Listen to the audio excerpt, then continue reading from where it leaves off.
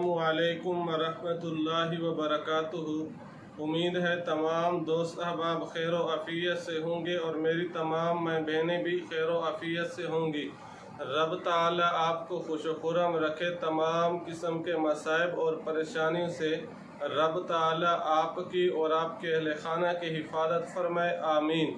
आज आप हजरात की खिदमत में जो वजीफ़ा और अमल लेकर हाजिर हुआ हूँ वह वजीफ़ा और अमल है शोहर को मोहब्बत पर मजबूर कर देने वाला अमल।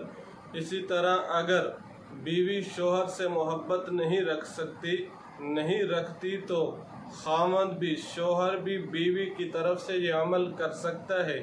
यानी ये अमल और वजीफ़ा शोहर को भी मोहब्बत पर मजबूर कर देगा और बीवी को भी शोहर के लिए मोहब्बत पर मजबूर कर देगा। क्या मतलब कि अगर कोई शोहर ऐसा है जो बीवी के हकूक़ अदा नहीं करता, बीवी से मोहब्बत उल्फत कायम नहीं रखता, तो वो यह वजीफ़ा और अमल करे। इस वजीफ़ा और अमल के करने से शोहर के दिल में बीवी की मोहब्बत घर कर जाएगी। वो बीवी के अलावा किसी और का नाम नहीं लेगा।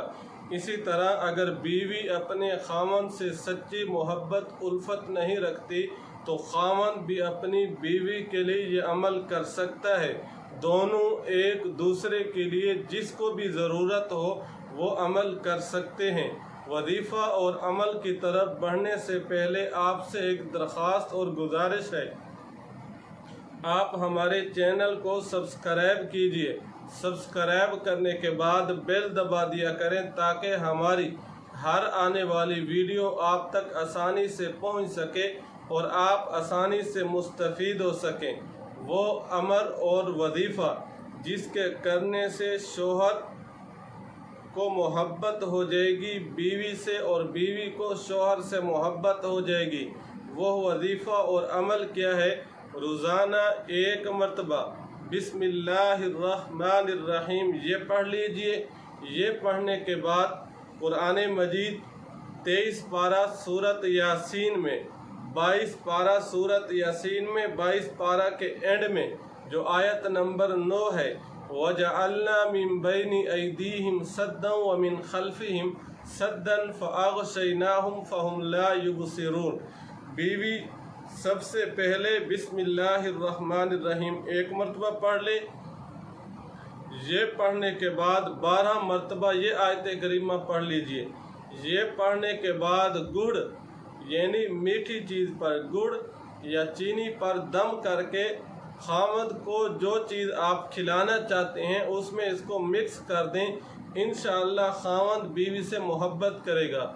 इसी तरह आप ये दोनों चीज़ें जो भी आपके लिए मुनासिब हो, जिसके बारे में आपको सहूलियात मुयस्सर हो, गुड़ हो अच्छी बात हो, ना हो चीनी में भी आप ये अमल कर सकते हैं। ये करके दम करके फूंक मारकर आप चाय में भी मिला सकते हैं और खाने की कोई और चीज़ है उसमें भी मिला दें। इंशाअल्लाह शोहर अगर बीवी से मोहब्बत नहीं करता, बीवी के अमल करने से शोहर मोहब्बत करेगा। इसी तरह अगर बीवी खामन से शोहर से मोहब्बत नहीं करती, शोहर अपनी तरफ से ये अमल करे तो बीवी के दिल में खामन की मोहब्बत पैदा हो जाएगी। दुआ फरमाए अल्लाह रब्बुल इज़्ज़त मुझे और आपको पैगम्बर अलैहिस्सलातु वस्सलाम की शरीयत के मुताबिक अमल करने की और ज़िंदगी गुजार